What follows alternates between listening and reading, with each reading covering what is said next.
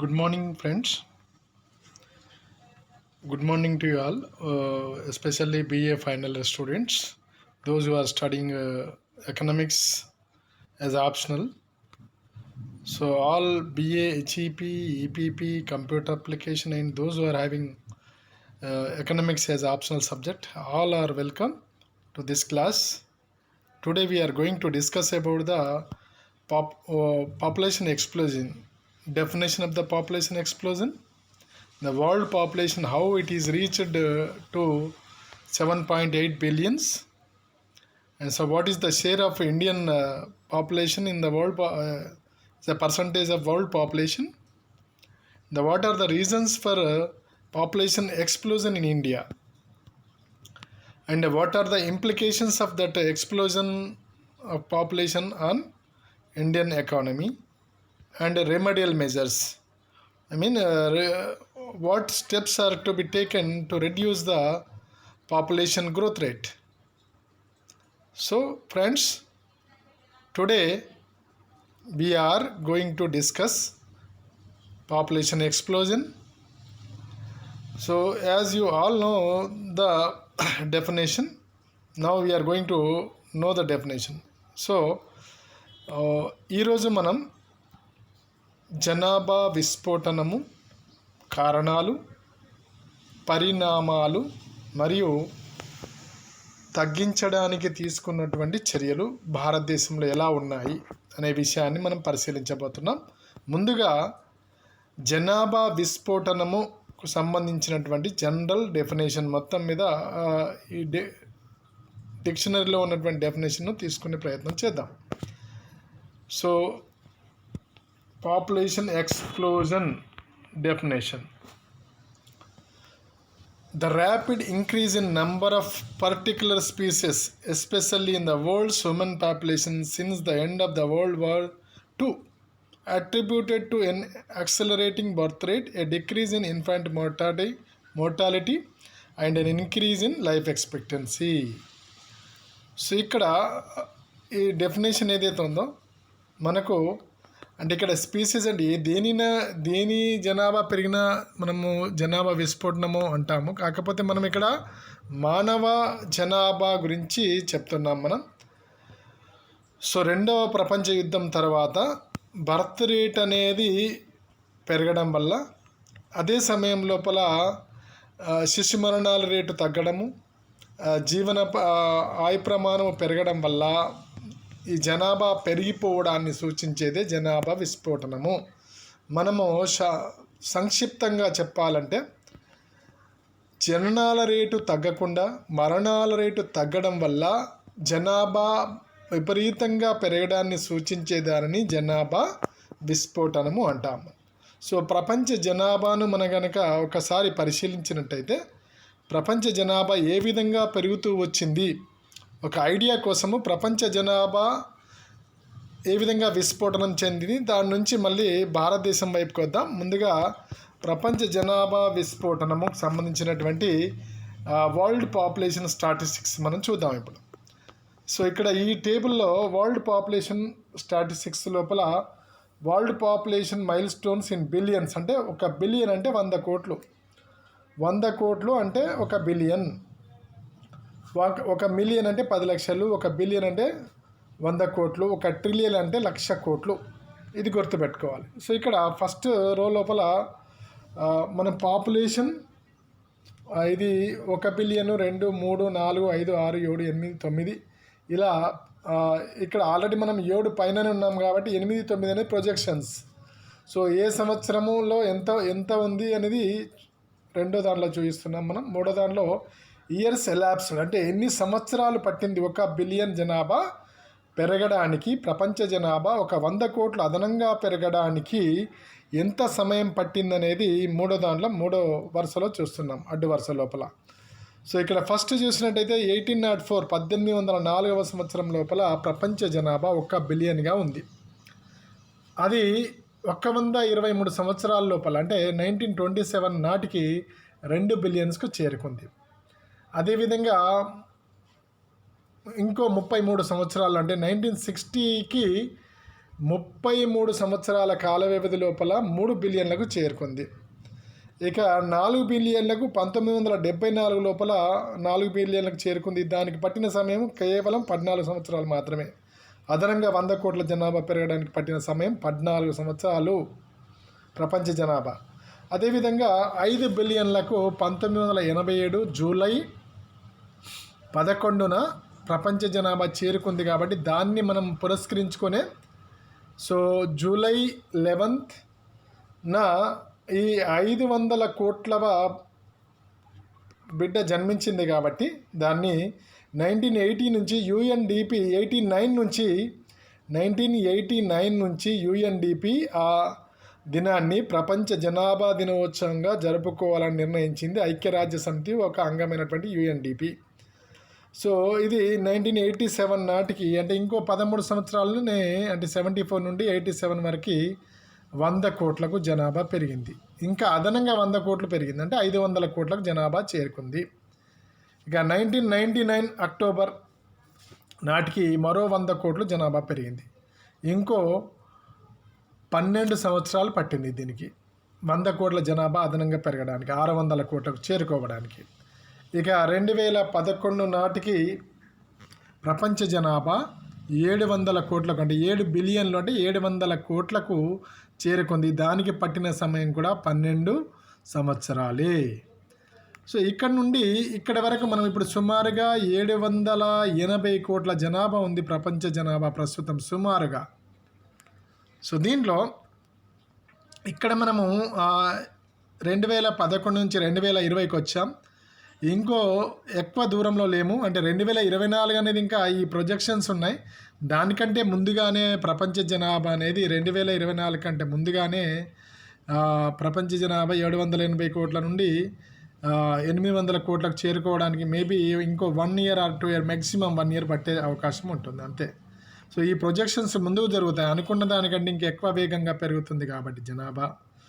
So ఇది 2024 నాటికి 800 కోట్లకు, 2042 నాటికి 900 కోట్లకు జనాభా చేరుకుంటుందని అంచనా. ఇవి అంటే ఇక్కడ యుఎస్సిబి అంచనాల ప్రకారం ఇవన్నీ కూడా ఇక్కడి వరకు 2011 వరకు ఏవైతున్నాయో ఇవి యాక్చువల్ ఫిగర్స్, అంటే ఇక్కడ ఆల్రెడీ సంభవించినటువంటివి. సో పెరిగినటువంటి జనాభాను సూచించేవి 800 కోట్లు, 900 కోట్లకు సంబంధించినవి రెండు కూడా అంచనాలు. సో ప్రపంచ జనాభా అనేది ఈ విధంగానే పెరుగుతూ పోతే ఏమవుతుంది అనేది ఇంకొక మనం గ్రాఫ్లో చూద్దాం.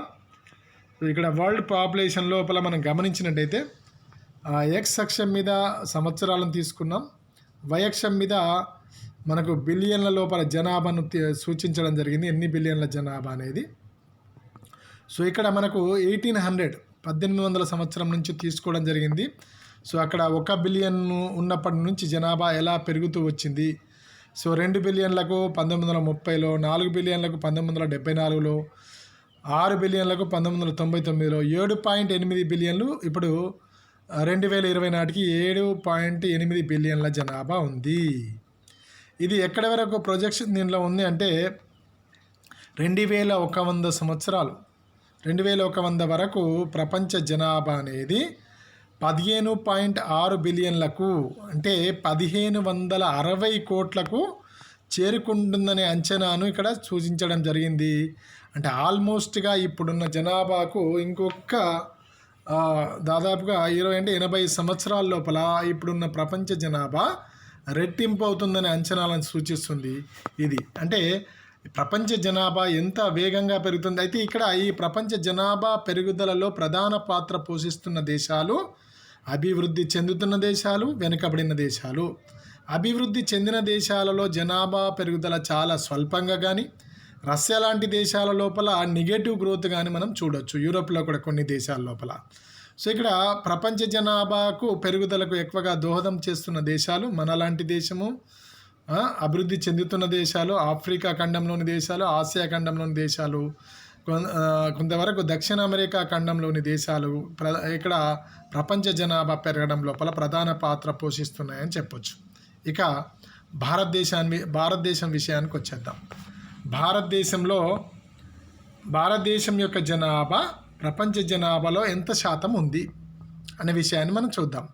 ఇక్కడ అంటే మొత్తం ప్రపంచ జనాభాలో ఒక టాప్ 10 కంట్రీస్, టాప్ 10-12 కంట్రీస్ ఈ యొక్క జనాభా శాతం ఏ మేరకు ఉందనే విషయాన్ని పరిశీలించినట్టయితే చైనా మొత్తం ప్రపంచ జనాభాలో ఇది 2018 నాటికి world population by country wise చూసినట్టయితే most populous nations on the earth, అత్యధిక జనాభా కలిగినటువంటి దేశాలు వరుసగా చైనా 18.7%తో ప్రథమ స్థానంలో ఉంది. మనము 17.88 దగ్గరగా ఉన్నాం, జస్ట్ 1% దూరంలో ఉన్నాం, 1% 0.9% దూరంలో ఉన్నాం మొదటి ర్యాంకు చేజిక్కించుకోవడానికి. ఇదేమి ఘనకార్యం కాదు, ఇది బ్యాక్వర్డ్ స్టెప్ అవుతుంది. ఇక్కడ మనం చూసినట్లయితే 3rd ప్లేస్ లోపల అమెరికా ఉంది, ఇండోనేషియా 4th ప్లేస్లో ఉంది 3.5%తో, బ్రెజిల్ 2.79%తో నెక్స్ట్ ప్లేస్లో ఉంది. అలా పాకిస్తాన్ నెక్స్ట్, తర్వాత Nigeria, Bangladesh, Russia, Japan, Mexico, Philippines, Egypt. So ఇక్కడ మీరు గమనించినట్లయితే ఆయా దేశాలు ఏ మేరకు జనాభా శాతాన్ని కలిగి ఉన్నాయని విషయాన్ని అర్థమవుతుంది. భూభాగం చూసినట్టయితే ఇప్పుడు అమెరికా ఎగ్జాంపుల్, అమెరికా తీసుకుంటే అమెరికా కానీ చైనా కానీ ప్రపంచ భూభాగంలో 7% వరకు విస్తీర్ణం ఉంది. ప్రపంచ విస్తీర్ణం దృష్ట్యా చూసినప్పుడు భూభాగం దృష్ట్యా, కానీ భారతదేశం యొక్క విస్తీర్ణం మాత్రం జస్ట్ 2.4% మాత్రమే. ఇక్కడ జనాభా ఎక్కువగా ఉంది కానీ భూభాగం తక్కువగా ఉంది కాబట్టి జనసాంద్రత ఈ 2 దేశాల కంటే మన దేశంలో చాలా ఎక్కువగా ఉంది. సో భారతదేశంలో జనాభా పెరుగుదల ఏ విధంగా జరిగింది?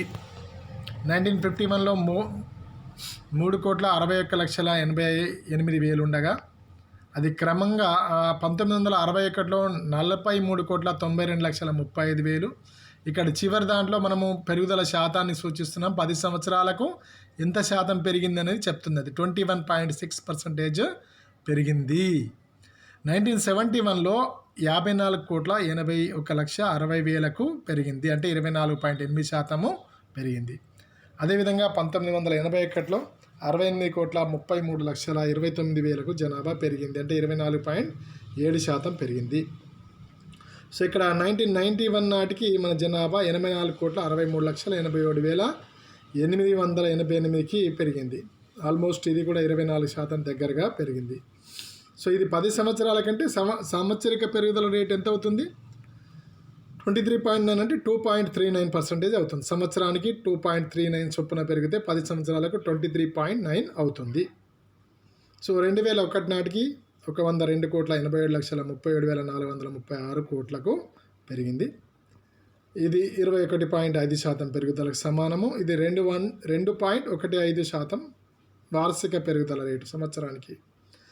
2011 వరకు మన జనాభా 121,07,26,932 కోట్లకు పెరిగింది. జనాభా పెరుగుదల శాతము 17.7%, సంవత్సరిక పెరుగుదల శాతము 1.77%. సో ఇక్కడ మనం గమనించినట్టయితే భారతదేశంలో జనాభా విస్ఫోటనము అనేది 1951 నుండి దాదాపుగా 81-91 వరకు జరిగిందని చెప్పవచ్చు. జనాభా విపరీతంగా పెరగడాన్ని సూచిస్తుంది. అక్కడి నుండి జనాభా పెరుగుతుంది, కానీ జనాభా పెరుగుదల రేటు మాత్రము తగ్గడం స్టార్ట్ అయింది 1991 నుంచి. సో అక్కడి నుంచి 23.9 నుంచి 21.5కి, దెన్ తర్వాత 17.7కి జనాభా పెరుగుదల శాతం ఏదైతే ఉందో అది తగ్గడం జరిగింది. సో ఇక్కడ భారతదేశంలో ఈ విధంగా జనాభా పెరుగుదలకు గల కారణాలు ఏమిటి? Reasons for population explosion in India. భారతదేశంలో జనాభా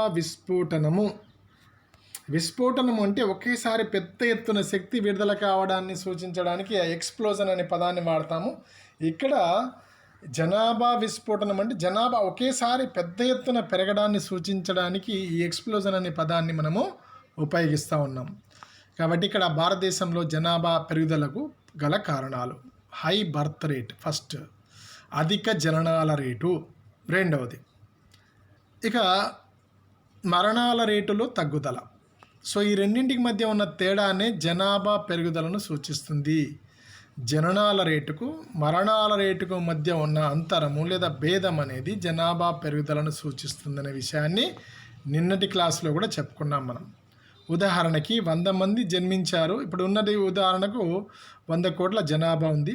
ఈ జనాభా ఈ పరిస్థితుల లోపల నూతనంగా 100 మంది జన్మించారు, 100 మంది చనిపోయారు. సో జనాభా మారదు, అదే 100 కోట్లుగా ఉంటుంది. లేదు 200 మంది జన్మించారు, 100 మంది చనిపోయారు, అదనంగా పెరిగిన జనాభా ఎంత 100, అంటే 100 కోట్ల 100కు పెరుగుతుంది జనాభా. సో ఈ రెండింటి మధ్య ఉన్న తేడా అనేది అంటే జననాల రేటు మైనస్ మరణాల రేటు ఈజ్ ఈక్వల్ టు నికర జనాభా పెరుగుదల రేటు అవుతుంది. సో ఇది ఎక్కువ జననాలు ఉండడము మరణాల రేటు తగ్గడం అనేది జనాభా విస్ఫోటనానికి కారణమవుతుంది. దానికి సంబంధించినటువంటి సమాచారాన్ని మనము చూద్దాం. Reasons for population explosion. So ఇక్కడ మనము జనాభా పెరుగుదల గల కారణాలు చెప్పాం కదా.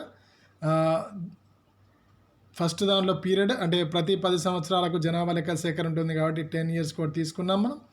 Crude birth rate, then crude death rate.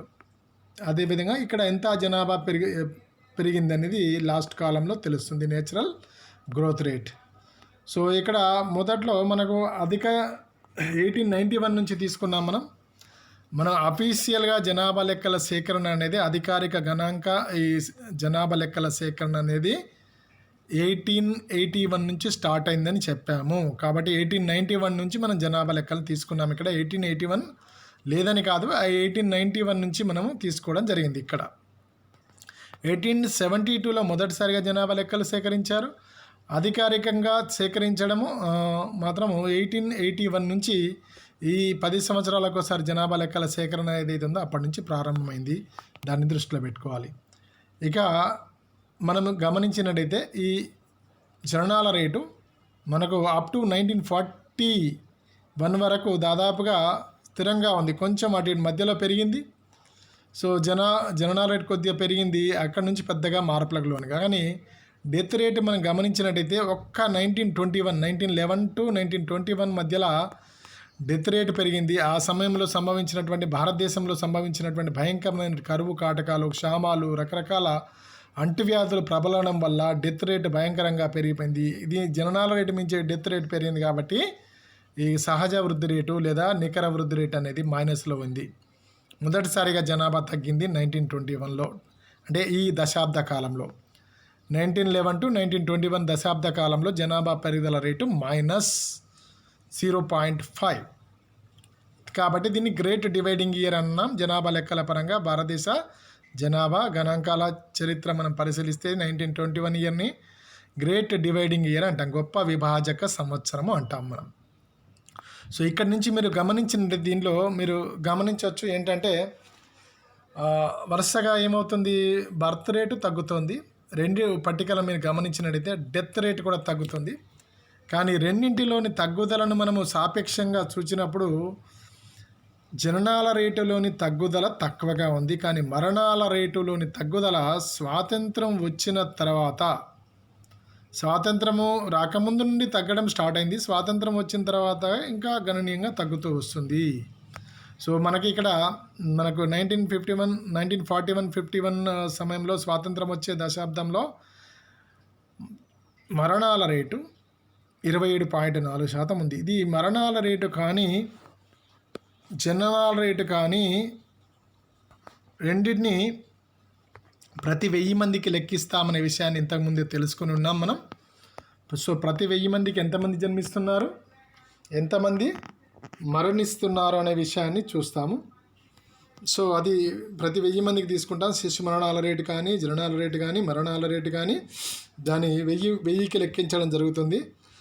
So స్వాతంత్రం వచ్చినప్పుడు 39.9 జననాలు ఉంటే 1000కి, మరణాలు 27.4గా ఉంది. నికర పెరుగుదల రేటు లేదా సహజ పెరుగుదల రేటు 12.5%గా ఉంది జనాభా పెరగడం అనేది. సో అలా మనం గమనిస్తూ పోయినప్పుడు అక్కడ నుండి 40 నుండి దాదాపుగా 2011 ప్రొజెక్షన్స్ అంచనాల నాటికి జననాల రేటు అనేది 22.7%కి తగ్గిపోగా మరణాల రేటు మాత్రము 8.1% తగ్గిపోయింది. సో ఈ రెండింటికి మధ్య ఉన్న తేడా ఏదైతుందో ఈ తేడా ఇక్కడ మనం గమనిస్తే తగ్గుతుంది. 1951 61 18.9% ఉండగా అది తగ్గుతూ వస్తుంది. కానీ ఈ తేడా అనేది ఉన్నంత కాలము జనాభా అనేది పెరుగుతూనే ఉంటుంది. సో ఇక్కడ ఇది ఎక్కడికి కావాలి, ఏ విధంగా అయితే 1921లో ఉందో, అంటే అక్కడ రెండు సమానమయ్యే స్థాయికి కనుక జననాల రేటు మరణాల రేటు చేరుకున్నట్టయితే జనాభా పెరుగుదల అనేది ఉండదంటే మరణాల రేటు ఈజ్ఈక్వల్ టు జననాల రేటు అవుతుంది, లేదా జననాల రేటు ఈజ్ఈక్వల్ టు మరణాల రేటు అవుతుంది. కాబట్టి జనాభా పెరుగుదల అనేది ఉండదు. అంటే ఇక్కడ జనాభా మారుతూ ఉంటుంది, కానీ జన్మించే వాళ్ళు జన్మిస్తూ ఉంటారు, చనిపోయే వాళ్ళు చనిపోతుంటారు. కాబట్టి సో ఇక్కడ జనాభా పెరుగుదల అనేది ఉండదు. సో ఇక్కడ భారతదేశంలో ఈ జనాభా విస్ఫోటనానికి, జనాభా అధికంగా పెరగడానికి దారితీస్తున్నటువంటి కారణాలను మనము పరిశీలిస్తాము. సో మనం ఇదివరకు చెప్పుకున్నట్టుగా అధిక జననాల రేటు మనము చెప్పాం. సో హై బర్త్ రేట్, అధిక జననాల రేటు, తర్వాత మరణాల రేటు తగ్గడం. సో ఈ కారణాలను మనం పరిశీలిద్దాం. Reasons for high birth rate, అధిక జననాల రేటుకు కారణాలు. ప్రీడామినెన్స్ ఆఫ్ అగ్రికల్చర్, వ్యవసాయ రంగ ప్రాధాన్యత. సో మనం చూసినట్టయితే భారతదేశము వ్యవసాయ రంగ ప్రాధాన్యత కలిగిన దేశము. వ్యవసాయ రంగం మీద ఆధారపడి నివసించే జనాభా ఎక్కువగా ఉన్నారు. ఇప్పటికి కూడా మనం 50% పైననే ఇక్కడ భారతదేశంలో వ్యవసాయ రంగంపై ఆధారపడి జీవిస్తున్నారు. కాబట్టి వ్యవసాయ సంబంధిత సమాజంలో పిల్లలను ఆర్థిక భారంగా పరిగణించరు. అధిక జనాభా అనేది ఉన్నప్పుడు వాళ్ళు వ్యవసాయ పనుల నిమిత్తము ఉపయోగపడతారనే ఉద్దేశంతో జనాభా తగ్గించడానికి ప్రయత్నం చేయరు. కాబట్టి జననాల రేటు ఎక్కువగా ఉండడానికి కారణమవుతుంది. సాధారణంగా వ్యవసాయ రంగంపై ఆధారపడినటువంటి అభివృద్ధి చెందుతున్న దేశాల లోపల ఉత్పత్తి కార్యకలాపాల్లో ఎక్కువగా ప్రాచీన పద్ధతులను వాడడం వల్ల, అంటే శ్రమ సాంద్రత పద్ధతులను వాడడం వల్ల శ్రామికులు ఎక్కువగా అవసరమవుతారు. కాబట్టి ఇక్కడ జననాల రేటు తగ్గకపోవడానికి వ్యవసాయ రంగ ప్రాధాన్యత ఒక కారణం అని చెప్పవచ్చు. సో ఫస్ట్ది వ్యవసాయ రంగ ప్రాధాన్యత. ఇక రెండవది లోయర్ అర్బనైజేషన్, అంటే లో అర్బనైజేషన్. ఇది టైపింగ్ మిస్టేక్ వచ్చింది. లో అర్బనైజేషన్ అంటే తక్కువ నగరీకరణ లేదా తక్కువ పట్టణీకరణ. సో ఇక్కడ పట్టణీకరణ అంటే కొంచెం క్లారిటీ ఉండాలి మనకు. ఏంటంటే పట్టణాలలో నివసించే జనాభా పెరగడాన్ని పట్టణీకరణ అంటాం.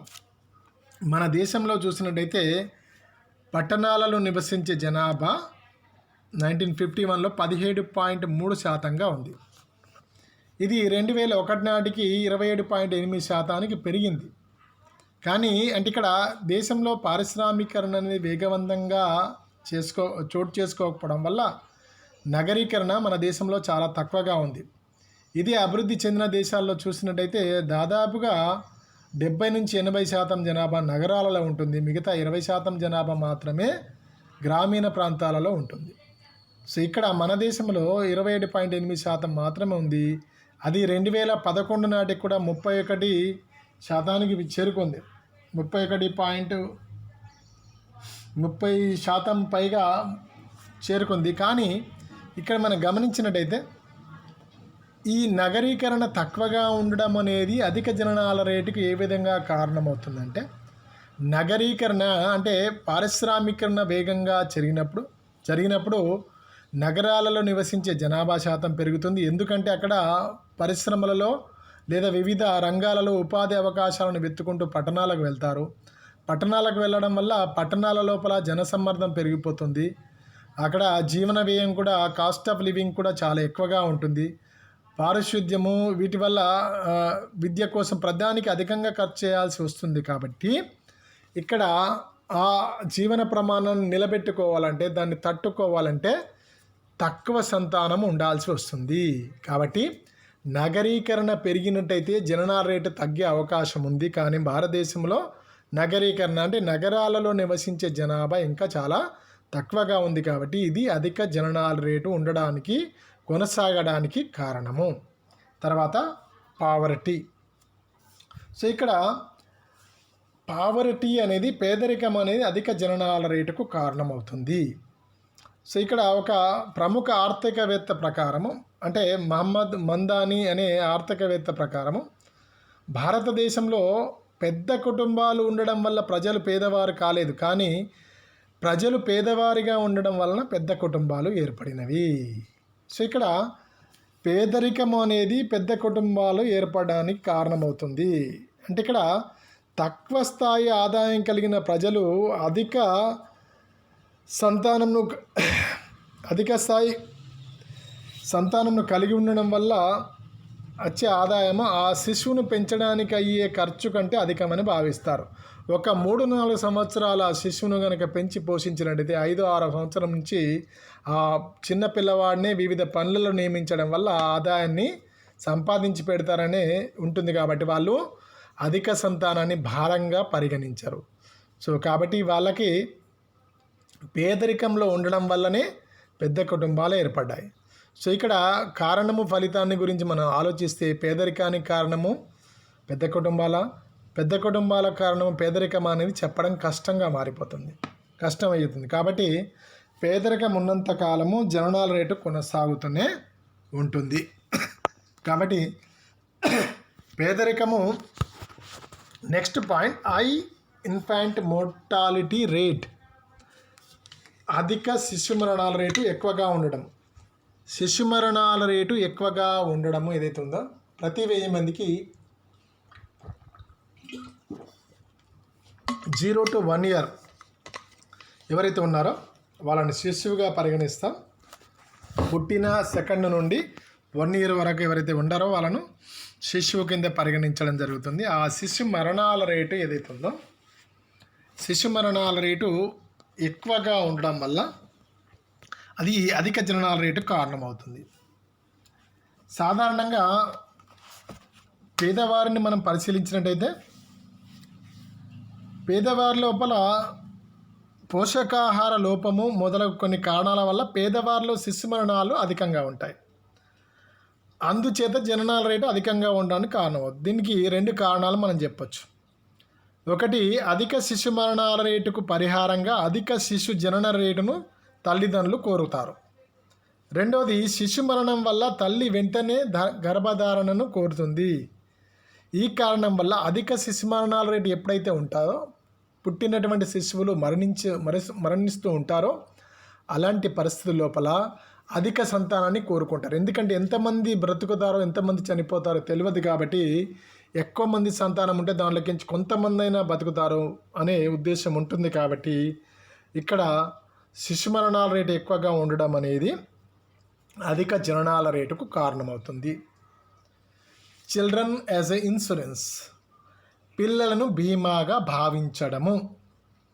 సో పిల్లలను అంటే బీమాగా పేదరికం వలన ఏమవుతుందంటే తల్లిదండ్రులు పిల్లల ఆర్జనపై ఆధారపడవలసిన పరిస్థితి ఏర్పడుతుంది. అందుచేత పిల్లల సంఖ్య అధికంగా ఉండడాన్ని కోరుతారు. పిల్లలు ఎంత ఎక్కువ మంది ఉంటే అంత ఆదాయం వస్తుందనే ఉద్దేశంతో ఈ విధంగా కోరుతారు. ఇక్కడ మహమ్మద్ మంతాని చెప్పినట్టుగా ధనిక రైతులు యంత్రాలలో పెట్టుబడి పెట్టగా పేద గ్రామీణ ప్రజలు వాళ్ళు పిల్లలలో పెట్టుబడి పెడతారు. While rich farmers invest in machines, poor villages invest in children. So కాబట్టి పిల్లలను వాళ్ళు పేదవారు బీమాగా భావించడం వల్ల అధిక జననాల రేటు ఉంటుంది. ఇండిఫరెన్స్ టువర్డ్స్ ఫ్యామిలీ ప్లానింగ్, కుటుంబ నియంత్రణ పట్ల సుముఖత లేకపోవడము. అంటే ఇక్కడ పేదరికము మరియు పిల్లల ఆర్జనపై ఆధారపడుట మొదలగు కారణాల వల్ల పేదవారు కుటుంబ నియంత్రణపై సుముఖత చూపడం లేదు. పిల్లలను కొంతమంది ఆదాయం సంపాదించే ఆస్తిగా భావించడం వల్ల జననాల రేటు ఎక్కువగా ఉండడానికి కారణమవుతుంది.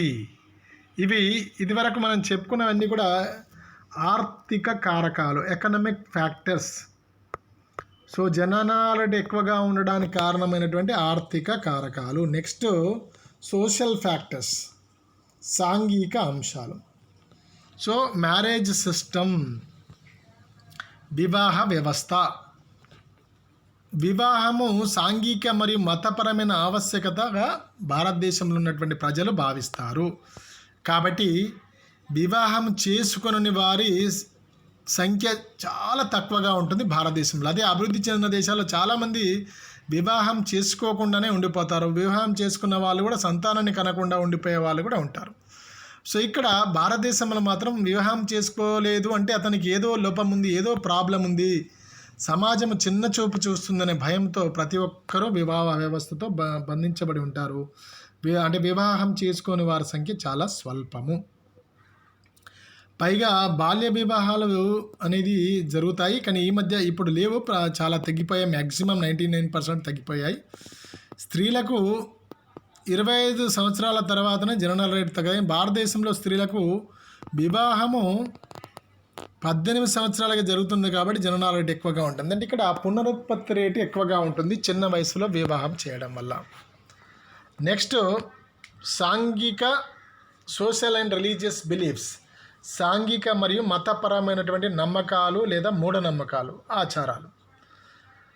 భారతీయుల లోపల చాలామంది వారి ఆర్థిక స్థితిగతులను గమనించకుండా పిల్లలను కలిగి ఉండడమే ప్రధాన కారణమని సూచిస్తారు. అంటే నా యొక్క ఆర్థిక పరిస్థితి ఏంది, నేను ఎంతమంది కుటుంబంలో పిల్లలను పోషించగలుగుతానని ఆలోచించకుండా ఏంటంటే వాళ్ళకి హిందువుల్లో అయితే ఒక నమ్మకం ఉంటుంది. ఏంటంటే పుత్రుడు లేకపోతే పున్నామ నరకానికి పోతాము, లేదా తల కొరివి పెట్టడానికి కుమారుడు ఉండాలి. ఇలాంటి కారణాల వల్ల వాళ్ళు కుమారుడిని కోరుకుంటారు. కుమారుడు జన్మించే వరకు ఎంతమంది సంతానమైనా కంటుపోతారు. కాబట్టి ఇలాంటి అంటే ప్రతి మతంలో ఆయా మతాల్లో ఉన్నటువంటి మతాచారాల మేరకు వాటిని ఫాలో కావడానికి ప్రయత్నం చేయడం వల్ల జనాభా అనేది జననాల రేటు పెరుగుతూ ఉంది. జననాల రేటు పెరుగుతుంది అంటేనే జనాభా పెరుగుతున్నట్టు. సో ఇక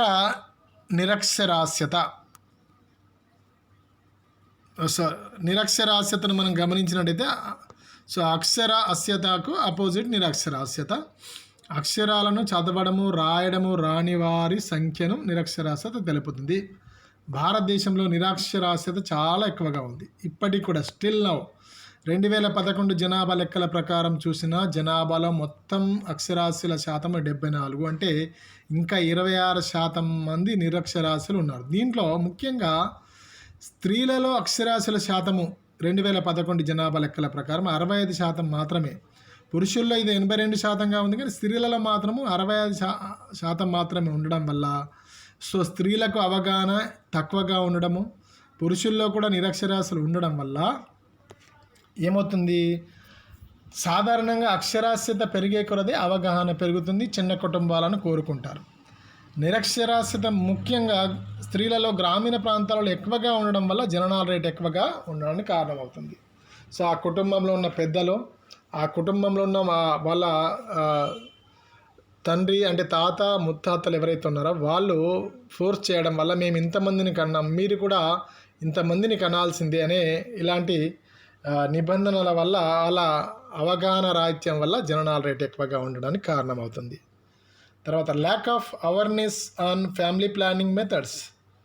కుటుంబ నియంత్రణ పద్ధతుల పైన అవగాహన లేకపోవడము లేదా తెలియకుండడం. కుటుంబ నియంత్రణ పథకములు ప్రభుత్వం ప్రవేశపెట్టినప్పటి నుండి ప్రజలలో చాలామంది కుటుంబ నియంత్రణ పద్ధతులు తెలియవు. వాటిలో ఒక విధమైనటువంటి అవిశ్వాసం కూడా ఉంది. చాలామంది దంపతులు వాటిని వాంఛించలేదు. వాటి మీద ఉన్న ఈ కుటుంబ నియంత్రణ పద్ధతులు, దానికి సంబంధించిన ఆపరేషన్స్కి సంబంధించినటువంటి రకరకాల నమ్మకాల వల్ల, అంటే వాళ్ళకు ఉన్నటువంటి అజ్ఞానం వల్ల, అపోహల వలన దానివల్ల ఏమవుతుంది, సో వాటికి దూరంగా ఉండడం వల్ల, కుటుంబ నియంత్రణ పద్ధతులను అవలంబించకపోవడం వల్ల జనాభా పెరుగుతుంది.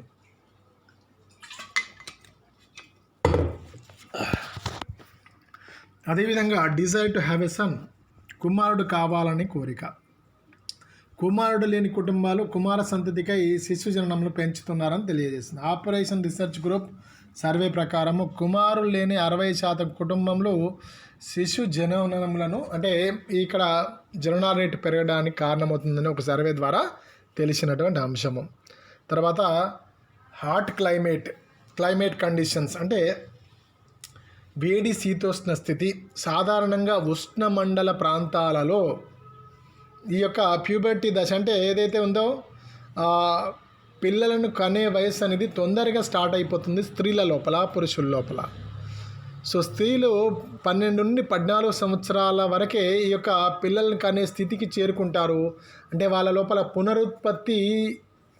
పునరుత్పత్తి కావడానికి కావాల్సినటువంటి ఏర్పాట్లన్నీ 12 నుంచి 14 సంవత్సరాల వరకు వచ్చేస్తాయి. కాబట్టి అక్కడి నుండి సుమారు 40 నుండి 44 సంవత్సరాల వరకు పిల్లల్ని కనే వయసు ఉంటుంది. కాబట్టి పునరుత్పత్తి రేటు నియర్లీ 28 to 30 years ఉండడం వల్ల ఇంత కాల వ్యవధి లోపల అధిక సంతానాన్ని కనే అవకాశం ఎక్కువగా ఉంటుంది. కాబట్టి భారతదేశంలో వేడి శీతోష్ణ స్థితి ఉన్నది కాబట్టి బాలబాలికల త్వరలోనే యుక్త వయస్కులు అవుతారు. దానివల్ల అధిక జననాల రేటుకు కారణమవుతారు. అంటే అధిక జననాల రేటుకు తొందరగా వివాహాలు చేయడము. ఈవెన్ 18 years వివాహం చేసిన జననాల రేటు ఎక్కువగా ఉండడానికి కూడా కారణమవుతుంది. ఇక next reasons for decrease in death rate. అధిక జననాల రేటు మరణాల రేటు తగ్గడానికి కారణాలు. Increase in per capita income. దీనిలో తలసరి ఆదాయాలు పెరగడం వల్ల ప్రజలు జీవన ప్రమాణాన్ని పెంచుకోవడానికి ప్రయత్నం చేయడము, మంచి ఆహారం తీసుకోవడము, అదేవిధంగా మంచి విద్యను పొందడం వల్ల దీని మూలంగా ఏమవుతుంది, ఈ యొక్క మరణాల రేటు తగ్గడానికి కారణమవుతుంది. మంచి వైద్య సదుపాయాలు పొందడానికి ప్రయత్నం చేయడం, ఆర్థికాభివృద్ధి జరగడము, తలసరి ఆదాయాలు పెరగడము, దానివల్ల వాళ్ళ ఆదాయ స్థాయి పెరిగింది కాబట్టి వాళ్ళ జీవన ప్రమాణాన్ని పెంచుకోవడానికి ప్రయత్నం చేయడం వల్ల చిన్న ఈ మరణాల రేటు తగ్గింది. మరణాల రేటు తగ్గడం వల్ల ఈ డిఫరెన్స్ వల్ల జననాల రేటు ఎక్కువగా ఉండడం, మరణ రేటు తగ్గడం వల్ల జనాభా పెరుగుదలకు దారితీస్తుంది. Control of diseases. ఇక్కడ మనము రకరకాల అంటువ్యాధులను నిర్మూలించడం జరిగింది. ఏంటంటే అంతకుముందు స్వాతంత్రానికి పూర్వము కలరా, మసూచి ఈ 2 వ్యాధులు భారీ మరణాలకు దోహదపడాయి. ప్రస్తుతం మసూచిని పూర్తిగా నివారించడం జరిగింది. కలరా నియంత్రణలో ఉన్నది కాబట్టి మరణాల రేటు చాలా వరకు తగ్గింది. 1930 దశకంలో మరణాల రేటు 31 ఉంటే మలేరియా వ్యాధి వల్ల 16% మంది మరణించారు. ప్రస్తుతం మరణాల రేటు 8.4% తగ్గింది. అంటే ఇంకా క్షయ కొంతవరకు తగ్గినప్పటికీ కూడా మరణాల రేట్లో ఇంకా క్షయ వాటా ఇంకా అధికంగా ఉంది. కాబట్టి మనం అప్పుడప్పుడు టీవీలో చూస్తుంటాం, క్షయకు సంబంధించిన యాడ్ వస్తుంది. ఎవరైనా దగ్గుతూ ఉన్నట్టయితే, పొడి దగ్గు వచ్చినట్టయితే ఇమ్మీడియట్గా హాస్పిటల్ పోయండి, ఎందుకంటే క్షయకు ట్రీట్మెంట్ ఉంది, క్యూరేబుల్ కాబట్టి. ఇలా మనం చూస్తుంటాం యాడ్. ఇక్కడ మనకు రకరకాల అంటువ్యాధులను నిర్మూలించబడము, అదేవిధంగా వైద్య సదుపాయాలను అందుబాటులోకి రావడము, అందరికీ వైద్య సేవలు అందుబాటులోకి రావడం వల్ల మరణాల రేటు తగ్గింది. ఎరాడికేషన్ ఆఫ్ ఫెమైన్స్ అంటే కరువుల యొక్క నివారణ. అంటే ఇక్కడ మన దేశం లోపల బ్రిటిష్ వారి కాలం లోపల తరచుగా కరువు కాటకాలు ఏర్పడాయి. వాటి వల్ల మరణాల రేటు చాలా ఎక్కువగా ఉండేది. కానీ మన స్వాతంత్రం వచ్చిన తర్వాత పరిస్థితులు అనుకూలంగా మారినాయి. 1970-80 సంవత్సరాల లోపల కూడా అనేక కరువులు వచ్చాయి దేశంలోని వివిధ ప్రాంతాల్లో. కానీ దాన్ని మనం అప్పటికే FCI ఏర్పాటు చేసుకోవడము, బఫర్ స్టాక్స్ను మెయింటైన్ చేయడము, వీటి వల్ల మనం ఏం చేసాము, ఆకలి చావులను నియంత్రించగలిగాం. అదేవిధంగా ఆహార ధాన్యాల ఉత్పత్తి కూడా మనం హరిత విప్లవం యొక్క ప్రభావం వల్ల ఆహార ధాన్యాల ఉత్పత్తి కూడా గణనీయంగా పెరిగింది. కాబట్టి ఇక్కడ మనము దిగుమతుల మీద ఆధారపడకుండానే దేశీయంగానే ఆహార సంక్షోభం నుంచి బయటపడడం జరిగింది. కాబట్టి దాంతో కరువులను నివారించగలిగాము, మరణాల రేటును తగ్గించగలిగాము. Availability of medical facilities. దీనిలో మనకు మెడికల్ ఫెసిలిటీస్ అందరికీ కూడా అందుబాటులోకి వచ్చాయి. రకరకాల వ్యాధులకు టీకాలు కనుగొనబడ్డాయి. వ్యాక్సినేషన్స్, ఈ వ్యాధికారక టీకాలను ఇప్పించడం వల్ల ఈ మరణాల రేటు తగ్గడానికి కారణమైంది. అవైలబిలిటీ ఆఫ్ న్యూట్రిషియస్ ఫుడ్ అంటే పౌష్టికాహారము అందుబాటులోకి వచ్చింది. అంతకుముందు అంటే ఆహార ధాన్యాల కొరత మూలంగా ఆహారము సరిగా దొరికేది కాదు. కానీ పౌష్టికాహారము దాదాపుగా ప్రజలందరికీ అందుబాటులోకి రావడం వల్ల ఆదాయ స్థాయి పెరగడము, పౌష్టికాహారం తీసుకోవడం వల్ల ప్రజలు అవగాహనతో పౌష్టికాహారం తీసుకోవడం వల్ల అంటే మనిషి ఆరోగ్యానికి అవసరమైనటువంటి ఖనిజాలు, విటమిన్లు మొదలైన వాటన్నింటినీ కలిగిన సమతుల్య ఆహారాన్ని తీసుకోవడం వల్ల మరణాల రేటు తగ్గింది. Availability of safe drinking water. So మనము ఈ సేఫ్ డ్రింకింగ్ వాటర్ అంటే మంచి నీరు చాలా వరకు 90% వ్యాధులకు నీరు కాలుషితం కావడమే కారణం. కాబట్టి మంచి నీరు అనేది అందుబాటులోకి రావడం వల్ల మరణాల రేటు తగ్గిపోయింది. Implications of population explosion. జనాభా విస్ఫోటనం యొక్క ప్రభావాలు, పరిణామాలు. ఒకటి అన్ఎంప్లాయ్మెంట్. సో ఇక్కడ పెరిగినటువంటి జనాభా మేరకు మనము ఉపాధి కల్పించలేకపోతాం. ఉపాధి అవకాశాలలోని పెరుగుదల కంటే జనాభా పెరుగుదల ఎక్కువగా ఉండడం మూలంగా నిరుద్యోగిత పెరగడానికి కారణమవుతుంది. ఒక అంచనా డాక్టర్ చంద్రశేఖర్ అంచనా ప్రకారం 1,60,00,000 జనాభా పెరిగినట్టయితే వాళ్ళ కోసము 121 లక్షల టన్నుల యొక్క ఆహార ధాన్యాలు అదనంగా అవసరం అవుతాయి ఆయన అంచనా ప్రకారం. అంటే 1.9 lakh మీటర్స్ క్లాత్ అవసరం అవుతుంది. అదేవిధంగా 2.6 lakhs ఎంప్లాయ్మెంట్ అవసరం అవుతుంది. 52 lakhs అదనంగా గృహాలు అవసరం అవుతాయి. సో ఇక్కడ అంటే దీన్ని ఏం సూచిస్తుందంటే ఇక్కడ జనాభా అనేది పెరిగితే ఏమవుతుందనే విషయాన్ని దీంతోనే అర్థమవుతుంది. ఇక పావర్టీ మనం ఇదివరకే చెప్పాం. అధిక జనాభా అనేది పేదరికానికి దారితీస్తుంది. ఎక్కువ జనాభా ఉన్నప్పుడు పేదరికం అనేది ఏర్పడుతుంది. అంటే ఎక్కువ జనాభా వల్ల నిరుద్యోగాన్ని మూలంగా ఆదాయాలు పొందలేకపోవడం మూలంగా పేదరికము ఏర్పడము. పేదరికం అనేది మరింత పేదరికానికి దారితీస్తుంది. కాబట్టి సో ఇది పేదరికము తొలగిస్తేనే, పేదరికం తగ్గితేనే దాని నుంచి బయటపడతాం. లేదంటే పేదరికం అలాగే కొనసాగితే మరింత పేదరికానికి కారణమవుతుంది. కాబట్టి పేదరికం ఏర్పడుతుంది అధిక జనాభా వల్ల. ఇక నెక్స్ట్ ప్రెషర్ ఆన్ ఎన్విరాన్మెంట్. పర్యావరణం పైన ఒత్తిడి ఏర్పడుతుంది. ఏంటంటే ఈ అధిక జనాభా అవసరాలు తీర్చడం కోసము అధికంగా వస్తువులను ఉత్పత్తి చేయాల్సి వస్తుంది, అధికంగా పంటలను పండించాల్సి వస్తుంది, అధికంగా ప్రతిదాని మీద అధికంగా అవసరం అవుతాయి. కాబట్టి పర్యావరణంలో నుండి ఎక్కువగా వనరులను వాడుకుంటాం. అవసరానికంటే ఇక్కడ వాళ్ళ అవసరాలు తీర్చుకోవడానికి ఈ పర్యావరణం నుండి అధిక మొత్తంలో వనరులను ఉపయోగించడం వల్ల అనేక సమస్యలు తలెత్తుతాయి. పర్యావరణ కాలుష్యం ఏర్పడుతుంది. దాని మూలంగా ప్రెషర్ ఆన్ ల్యాండ్ అంటే భూమిపై ఒత్తిడి పెరుగుతుంది. సో భూమిపై అంటే భూమి యొక్క విస్తీర్ణం స్థిరంగా ఉంటుంది. కాబట్టి భూమిపై జనాభా పెరిగినట్టయితే భూమిపై ఒత్తిడి పెరగడం వల్ల కమతాల విఘటనకు దారితీసి అంటే చిన్న చిన్న కమతాలుగా మారిపోయి వ్యవసాయం లాభసాటి కాని విధంగా మారిపోతుంది. ముందే భారతదేశంలో సగటు కమతాల పరిమాణం చాలా తక్కువ.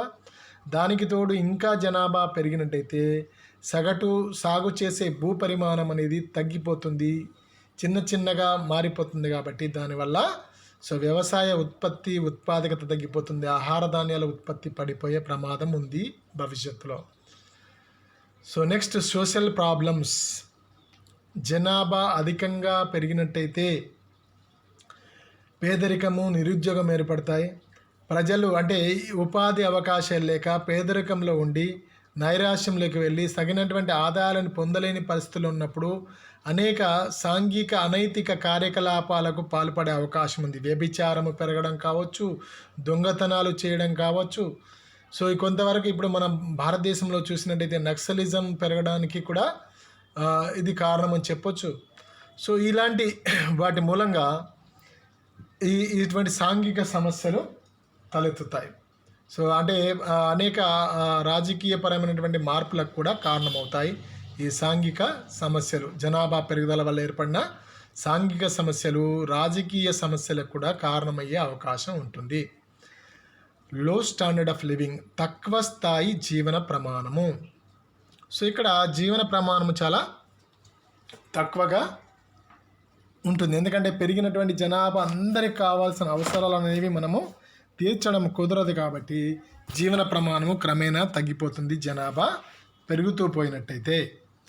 ఫుడ్ ప్రాబ్లం, ఆహార కొరత ఏర్పడుతుంది, నివాసాల కొరత ఆహార ధాన్యాలు మనము ఇక్కడ లిమిట్ ఉంటుంది, దీన్ని ఒక స్థాయికి మించి పెంచడం కుదరదు. ఇంకా జనాభా పెరుగుతూ పోయినట్టయితే ఆ పెరిగిన జనాభా ఆహార అవసరాలు తీర్చడం కష్టం కాబట్టి ఆహార కొరతకు దారితీస్తుంది, ఆహార కొరత ఏర్పడుతుంది.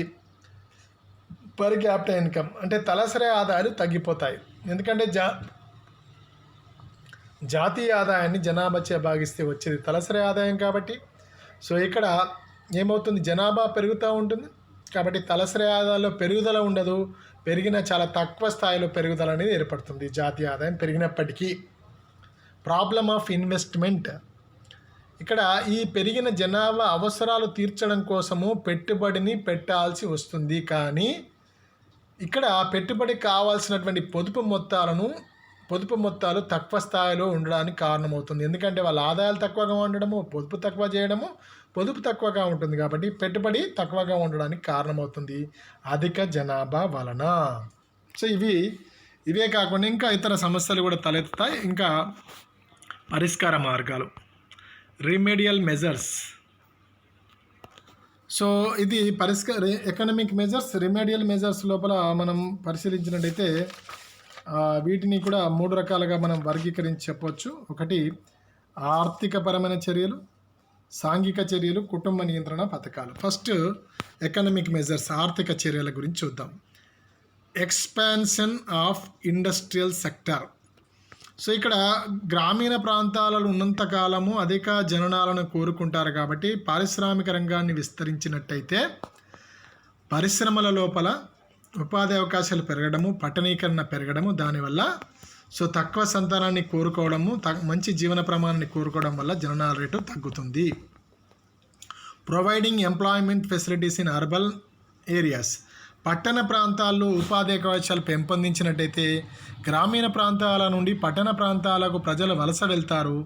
ఆ వలస వెళ్ళడం వల్ల అక్కడ ఎదురయ్యే ఇబ్బందులను తట్టుకోవడం కోసం గాను తక్కువ సంతానాన్ని కోరుకుంటారు. అక్కడ అధిక సంతానం ఉంటే అక్కడ మనుగడ సాగించడం కష్టము పట్టణ ప్రాంతాల్లో కాబట్టి తక్కువ సంతానాన్ని కోరుకుంటారు. దానితో జననాల రేటు తగ్గిపోతుంది పట్టణ ప్రాంతాల్లో ఉపాధి అవకాశాలు కల్పించడం వల్ల. Next eradication of poverty.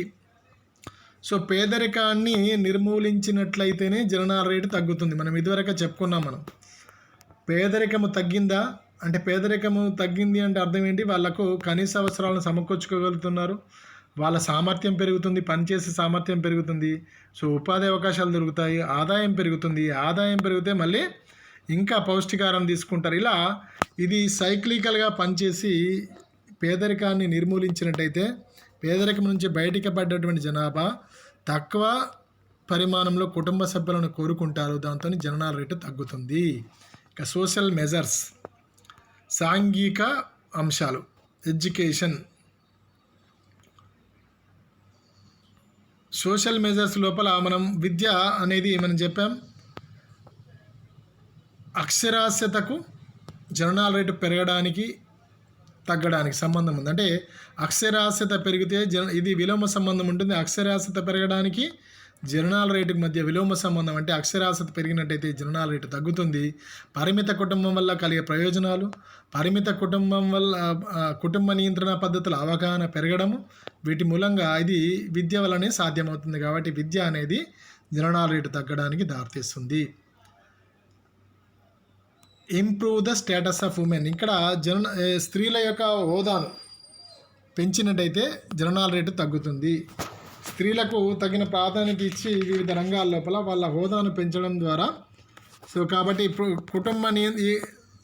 సామాజికంగా స్త్రీలకు తక్కువగా ప్రాధాన్యత ఇస్తున్నారు, కానీ స్త్రీలకు ప్రాధాన్యత పెరిగినట్టయితే జననాల రేటు తగ్గే అవకాశం ఉంటుంది. Increase the minimum marriage age. కనీస వివాహ వయస్సును పెంచడము. మనకు అంటే ఇక్కడ 1903 బాల్య వివాహ నిరోధక చట్టం ప్రకారం పురుషుల కనీస వివాహ వయసు 18 సంవత్సరాలు, స్త్రీలకు 15 సంవత్సరాలు ఉండేది. ఈ చట్టాన్ని 1978 సంవత్సరంలో సవరించి కనీస వివాహ వయసును పురుషులకు 21 సంవత్సరాలు, స్త్రీలకు 18 సంవత్సరాలుగా నిర్ణయించారు. సో ఇక్కడ జాతీయ జనాభా విధానము 2000 వివాహ వయసును సవరించి పురుషులకు 25 సంవత్సరాలు, స్త్రీలకు 21 సంవత్సరాలు కనీస వివాహ వయసుగా నిర్ధారించారు. కానీ ఇది ఇంకా అమల్లోకి రాలేదు. సో ఇది ఇంకా వివాహ వయస్సును పెంచడం ద్వారా అంటే ఏమవుతుంది, పిల్లల్ని కనేదాన్ని వాయిదా వేసినట్టు అవుతుంది. కాబట్టి దానివల్ల జననాల రేటు తగ్గే అవకాశం ఉంది. ఫ్యామిలీ ప్లానింగ్ ప్రోగ్రామ్స్, కుటుంబ నియంత్రణ పథకాలు. దీనిలో ఫస్ట్ గవర్నమెంట్ ఇన్ఫర్మేషన్ స్కీమ్, ప్రభుత్వ సమాచార పథకము. అంటే ఇక్కడ ఎలాంటి కుటుంబ నియంత్రణ పాటించని వివాహిత జంటలకు ప్రభుత్వ సమాచార పథకం కింద కుటుంబ నియంత్రణ ప్రయోజనాలను తెలియజేయడం. ప్రభుత్వం అన్ని రకాల సమాచార సాధనాలలో, సినిమా థియేటర్లో కానీ, రేడియోలో కానీ, పోస్టర్ల ద్వారా కానీ, టెలివిజన్లో కానీ, వార్తాపత్రికలు, వీటన్నింటి ద్వారా కుటుంబ నియంత్రణ ప్రాముఖ్యాన్ని ప్రచారం చేయడం జరుగుతుంది. సో దీనివల్ల ఏమవుతుంది, ప్రజల్లో అవగాహన వచ్చి జననాల రేటు తగ్గుతుంది. నెక్స్ట్ ఇన్సెంటివ్స్, డిస్కరేజెస్, ప్రోత్సాహకాలు, నిరుత్సాహకాలు. అంటే కుటుంబ నియంత్రణ పాటించే ప్రజలకు ప్రభుత్వం అనేక రకమైన పథకాల ద్వారా వివిధ రకాలుగా ప్రోత్సాహకాలు కల్పిస్తున్నది. నగదు బహుమతులను కూడా ఇస్తుంది, నగదు రూపం లోపల. అదేవిధంగా మన దేశంలో కుటుంబ నియంత్రణ అనేది స్వచ్ఛందమైంది కాబట్టి ఇంకా దాని పూర్తి స్థాయి లోపల ప్రజలు ముందుకు రావడం లేదు.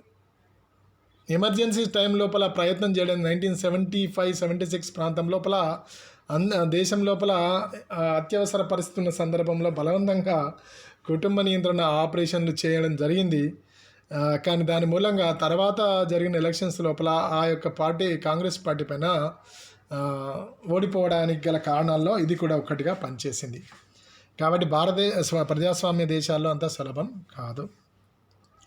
ప్రోత్సాహకాలు, నిరుత్సాహకాలు అయిపోయింది. ఫ్యామిలీ ప్లానింగ్ సెంటర్స్, కుటుంబ నియంత్రణ కేంద్రాల స్థాపించడం ద్వారా సో అనేక కుటుంబ నియంత్రణ కేంద్రాల లోపల అన్ని రకాల వైద్య సదుపాయాలు కల్పించి కుటుంబ నియంత్రణను ప్రోత్సహిస్తుంది. ఈ కేంద్రాలతో పాటు అధికంగా గ్రామాల లోపల, నగరాల లోపల గర్భ నిరోధక సాధనాల పంపిణీ కేంద్రాలను కూడా ఏర్పాటు చేసి జనాభాను నియంత్రించగలుగుతుంది. దానికి అంటే వివిధ ప్రాంతాల్లో మనం చూస్తున్నాం, అక్కడక్కడ కండోమ్ బాక్సులు కూడా ఏర్పాటు చేయడాన్ని మనము గమనించవచ్చు. రీసెర్చ్, సో సమాచార ప్రేరణ, జనాభా పునరుత్పత్తి, ప్రసూతి రేటు నియంత్రణ మొదలైన వాటికి కుటుంబ నియంత్రణ పథకాల్లో అధికంగా ప్రాధాన్యత కల్పించాల్సిన అవసరం ఉంది. సాధారణంగా భారతదేశం లాంటి వెనుకబడిన దేశాల్లో ఈ అంశాలను పూర్తిగా విస్మరిస్తారు.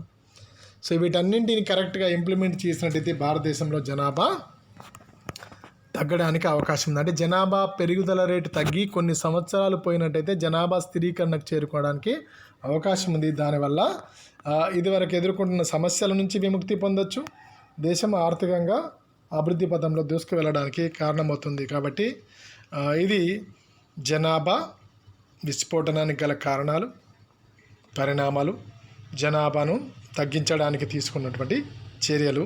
ఇది ఇక్కడితో మనం ఈ క్లాసును ముగించడం జరుగుతుంది.